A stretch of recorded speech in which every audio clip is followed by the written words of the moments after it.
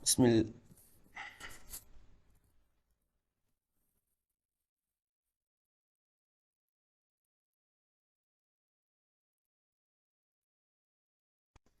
बिस्मिल्लाहिर्रहमानिर्रहीम। स्टूडेंट्स, आज हम unit number 2 eighth lecture start करने जा रहे हैं, जिसमें हम एक्सरसाइज के शॉर्ट क्वेश्चंस को डिस्कस करेंगे। हमारा सबसे पहला शॉर्ट क्वेश्चन है, in a park childrens are enjoying a ride on Ferris wheel as shown. So what kind of motion the big wheel has and what kind of the motion riders have. इसके अंदर आपको तस्वीर में एक Ferris wheel नज़र आ रहा है, एक जिससे हम बड़ा झूला कहते हैं, एक स्काई स्क्रैपर किस तरह कहा जाता है।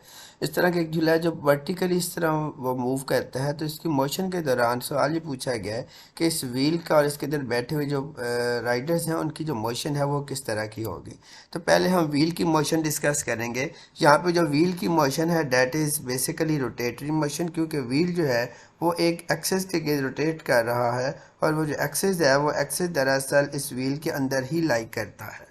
तो इसलिए व्हील की जो मोशन होगी वो एक रोटेटरी मोशन होगी। इसी तरह अगर हम राइडर्स की मोशन की बात करें तो राइडर्स की जो यहाँ पे मोशन है वो दो तरह की है। एक ट्रांसलेटरी मोशन है, क्योंकि फर्दर इसको अगर हम डिस्कस करें तो एक सर्कुलर मोशन बनती है, और सर्कुलर मोशन हमारे पास ट्रांसलेटरी मोशन की ही एक टाइप है। तो हम इसको दो तरह की मोशन के साथ डिस्कस कर सकते हैं, ट्रांसलेटरी मोशन और सर्कुलर मोशन।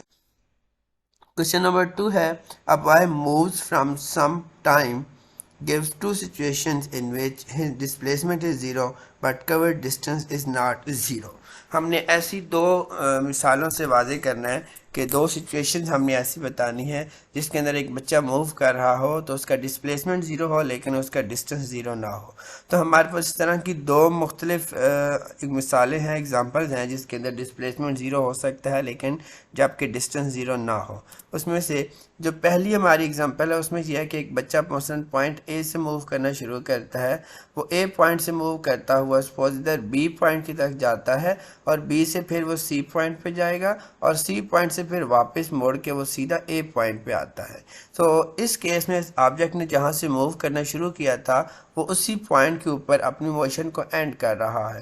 तो जब स्टार्टिंग और एंडिंग पॉइंट सेम होगा तो उसको हम क्लोज पाथ कहते हैं, और किसी भी क्लोज पाथ के अंदर हमारा डिस्टेंस जो है वो नॉन ज़ीरो होता है लेकिन डिस्प्लेसमेंट जो है वो ज़ीरो हो जाएगा।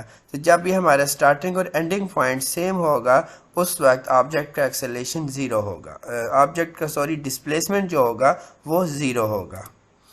सिमिलरली दूसरा हमारा वो केस है जिसके अंदर ऑब्जेक्ट एक सर्कल के अंदर मूव करता है। मसलन यहाँ पे एक बच्चा है, वो ए पॉइंट से मूव करना शुरू करता है, ए से मूव करता है वो बी तक जाता है, और बी पॉइंट से मूव करके फिर वापस वो सरकमफेरेंस के अक्रॉस ही मूव करता हुआ ए पॉइंट पे वापस आता है। अगर एक ऑब्जेक्ट एक सरकमफेरेंस के अक्रॉस एक सर्कल में पूरे सर्कल के अंदर जहाँ से उसने मोशन शुरू की है उसी पॉइंट पे वापस आ जाए तो उस सूरत में भी उसका इनिशियल और फाइनल पॉइंट चूँकि सेम है, एक सर्कुलर ट्रैक है, तो इस सर्कुलर ट्रैक में भी उसका जो डिस्प्लेसमेंट होगा वो ज़ीरो होगा लेकिन उसका जो डिस्टेंस होगा वो फिर भी नॉन ज़ीरो होगा। और सर्कल के अंदर जो डिस्टेंस होता है वो हम सर्कल के सरकमफेरेंस से निकाल सकते हैं, जिसका फार्मूला हम 2πr लिखते हैं। तीसरा क्वेश्चन है, a stone tied to string is whirling in circle, what is the direction of its velocity at any instant. मसलन आपको तस्वीर में दिखाया गया है कि एक बच्चा रस्सी के साथ एक पत्थर बांध के सर के ऊपर करके इस तरह से घुमा रहा है।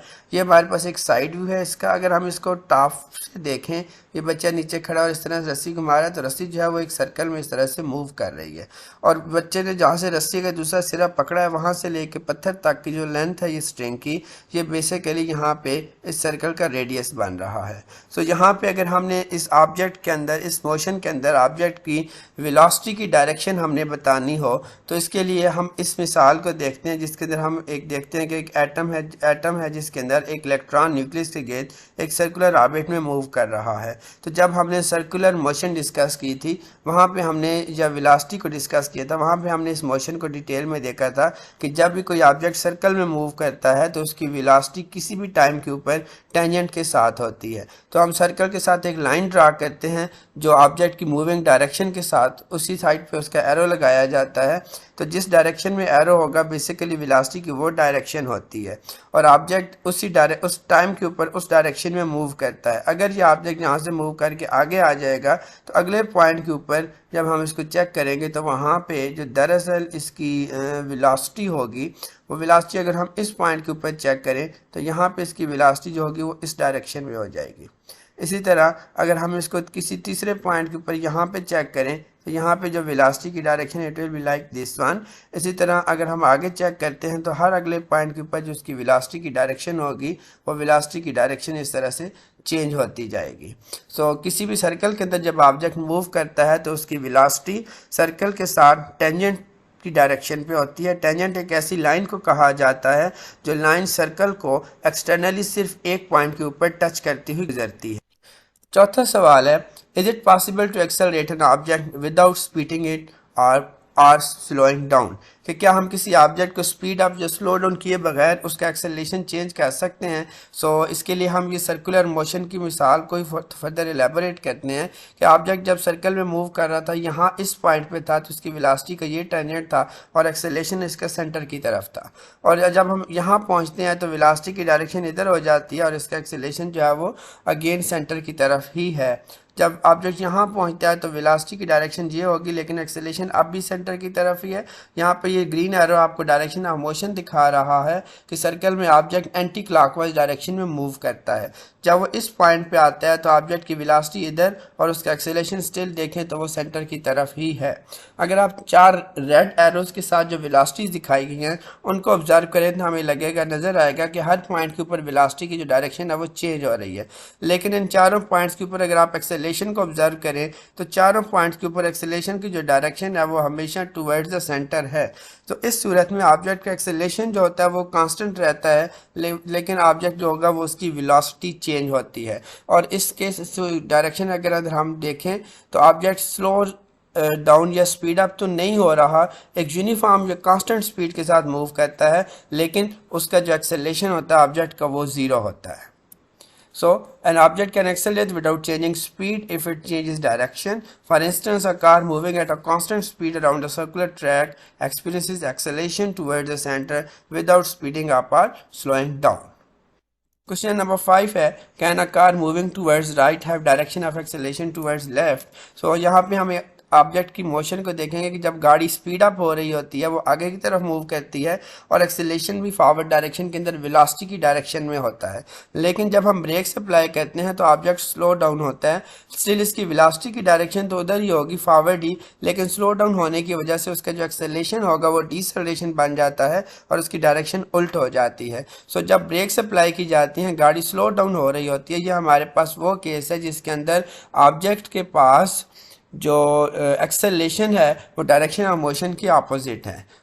Yes, a car moving towards the right can have acceleration towards the left if it undergoes deceleration or if an external force acts on it in the opposite direction.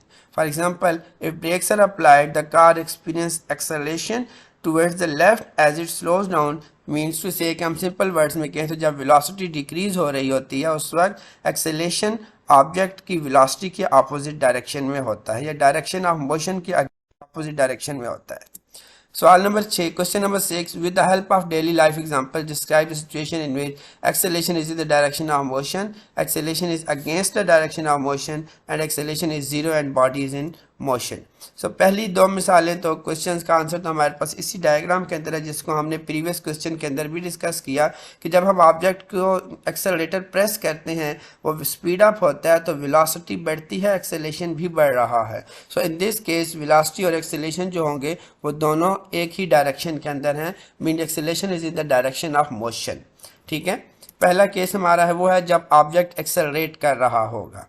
Secondly दूसरा हमारा जो प्रीवियस क्वेश्चन का answer था कि जब हम breaks apply करते हैं ऑब्जेक्ट स्लो डाउन होता है तो उसकी वेलोसिटी डिक्रीज करती है। एक डिक्रीजिंग वेलोसिटी की वजह से जो एक्सेलरेशन होगा वो डिसेलरेशन हो जाएगा और वो वेलोसिटी की अपोजिट हो जाएगा। दूसरा केस हमारा वो है जिसमें against acceleration direction of motion के अगेंस्ट उस वक्त होगा जब ऑब्जेक्ट डिसेलरेट करता है। और तीसरा जब acceleration is zero and body is in motion, तो ये हमारे पास वो केस है जब ऑब्जेक्ट एक यूनिफॉर्म वेलोसिटी के साथ मूव कर रहा हो, तो ऑब्जेक्ट स्टिल मोशन के अंदर होता है लेकिन वो जीरो होता है। Question number 7 है examine distance time graph of a motorcyclist as shown. So what does this graph tells us about the speed of motorcycle? Also plot its velocity time graph. So ये जो graph अगर हम देखें तो distance time graph है जो हमें ये इंडिकेट एक स्ट्रेट लाइन इंडिकेट कर रहा है। हमने जब टॉपिक डिस्कस किया था तो हमने कहा था कि एक स्ट्रेट लाइन जो इंडिकेट करता है वो स्ट्रेट लाइन इंडिकेशन बेसिकली एक यूनिफॉर्म वेलोसिटी के लिए होती है, जबकि स्ट्रेट लाइन किसी एक्सिस के साथ पैरेलल ना हो। अगर वो टाइम एक्सिस के साथ पैरेलल हो तो इसका मतलब है ऑब्जेक्ट डिस्टेंस चेंज नहीं कर रहा, वो ऑब्जेक्ट रेस्ट पे होगा। और इसी तरह अगर लाइन किसी भी एक्सिस के साथ पैरेलल ना हो तो इसका मतलब है कि ऑब्जेक्ट एक यूनिफॉर्म वेलोसिटी के साथ मूव कर रहा है। सो ये डिस्टेंस टाइम ग्राफ हमें जो एक इंक्लाइन स्ट्रेट लाइन है जो कि किसी एक्सिस के साथ पैरेलल नहीं है, ये हमें यह बता रहा है कि ऑब्जेक्ट इक्वल डिस्टेंस के टाइम के अंदर इक्वल फासला तय कर रहा है। मसलन 1 सेकंड में 10 मीटर, 2 सेकंड में ऑब्जेक्ट का फासला 20 मीटर हुआ, 3 सेकंड में उसका फासला 30 मीटर, 4 सेकंड में उसका फासला 40 मीटर। तो इस तरह से हम देख सकते हैं कि ऑब्जेक्ट एक सेम इंटरवल के साथ जो टाइम गुजरने के साथ है उसका डिस्टेंस ट्रैवल जो है वो बढ़ता जा रहा है। इस वजह से इसकी जो वेलोसिटी होगी वो एक यूनिफॉर्म वेलोसिटी होगी।